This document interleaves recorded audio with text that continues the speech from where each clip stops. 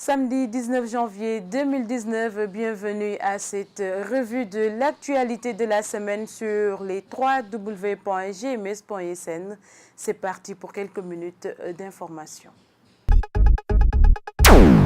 Parrain de l'édition 2019 de la ziara annuelle de la famille Thiam de Diouloulou, le ministre Moustapha Lo Diatta a assuré le khalife général de l'accompagnement de l'État pour lui permettre de développer convenablement ses activités agricoles.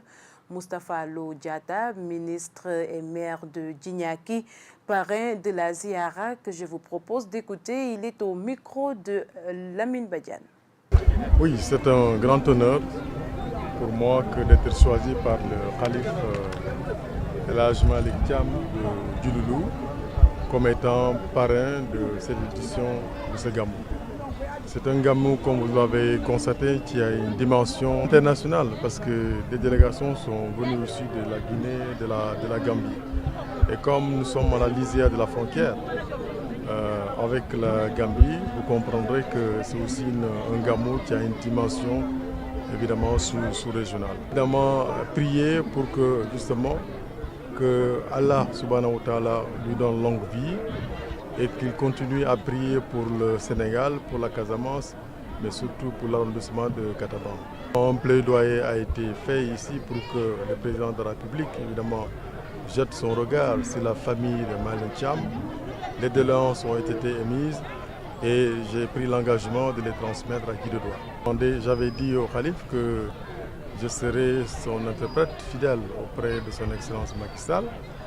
Une fois que j'aurai la demande qui sera écrite par le khalife général, je vais transmettre ça à son Excellence Macky Sall. J'en suis sûr qu'une solution va être trouvée. Mais déjà, comme je l'ai rappelé, nous faisons de tout mieux pour que le khalife ait chaque année des semences. Et je pense que matériel motorisé, genre tracteur, serait la bienvenue pour, disons, permettre au khalife encore d'augmenter les emblavures. L'actualité oblige, il s'agit du scrutin présidentiel. À quelques jours du scrutin, les citoyens dressent le profil du futur président.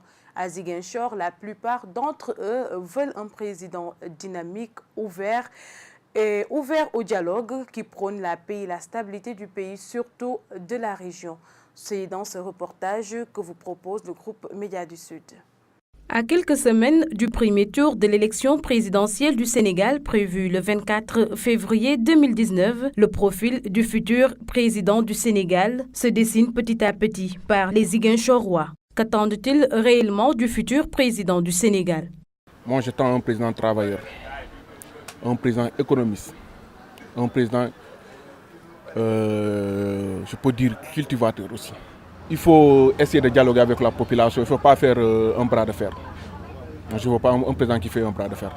J'attends de lui un changement, un grand changement, surtout envers nous les informels. Il doit d'abord penser à sa population. On espère qu'il règle la situation des élèves et les enseignants et les hôpitaux aussi. On a un problème. Pour ce commerçant, pas besoin de changer de candidat. Le profil attendu est déjà sur place. Je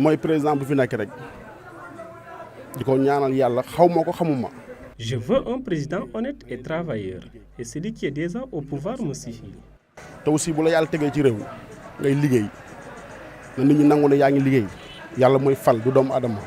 Il est donc difficile de définir le profil du candidat qui sera élu le 24 février par le peuple sénégalais.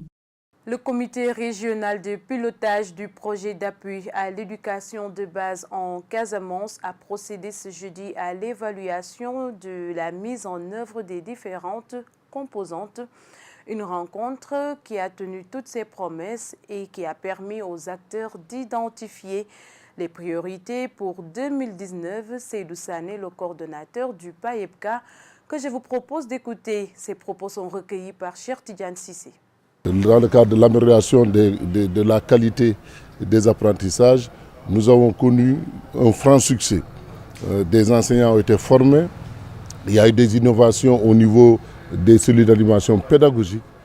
Et aujourd'hui, nous sommes heureux de dire que la qualité suivra et les résultats en fin d'année le démontreront. Parce que les enseignants ont été suffisamment formés, ils ont été outillés et l'espoir est permis aujourd'hui quant à la qualité des enseignements apprentissages dans la région de Ziguinchor.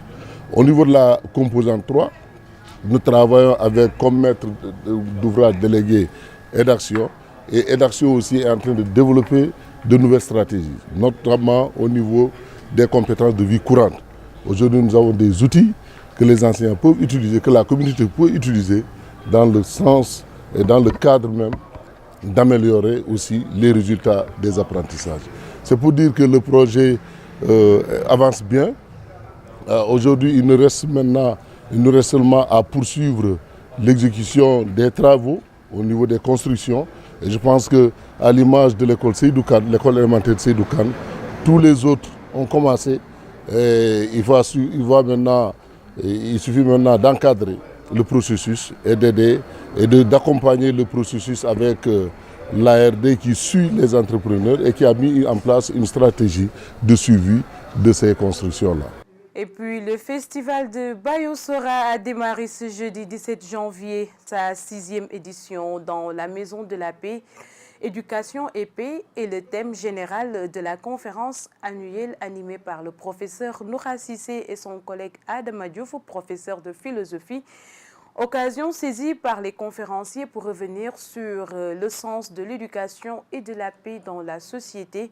Nous écoutons Noura Cissé au micro de notre stagiaire Tetelo Pidjata.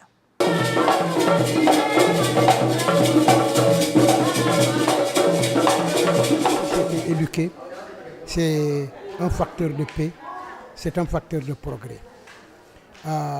L'éducation permet d'inculquer non seulement le savoir aux adolescents, aux jeunes, mais l'éducation permet également d'inculquer un savoir-faire et un savoir-être. Et le savoir-être est extrêmement important. C'est la socialisation progressive du jeune. Et dans ce cas, l'éducation est un facteur, un levier extrêmement important d'acquisition des valeurs qui sont fondatrices de toute société.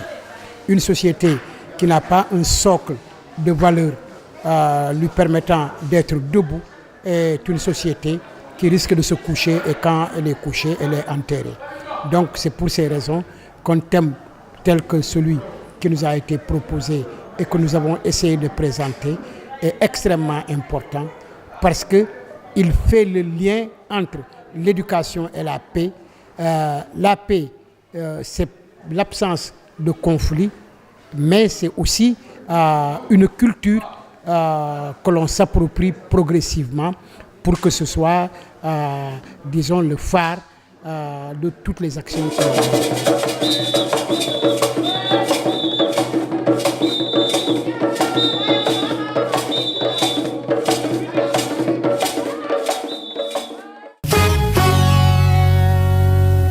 L'actualité hors de nos frontières, Laurent Gbagbo et Charles Blé Goudé restent temporairement en prison. Une décision prise ce vendredi 18 janvier par la Chambre d'appel de la Cour pénale internationale qui évoque une situation exceptionnelle justifiant leur maintien en détention car malgré l'acquittement des 2 anciens responsables politiques pour crimes contre l'humanité, la procédure continue. En effet, mardi en première instance, les juges ont prononcé l'acquittement sans donner l'intégralité de leur motivation.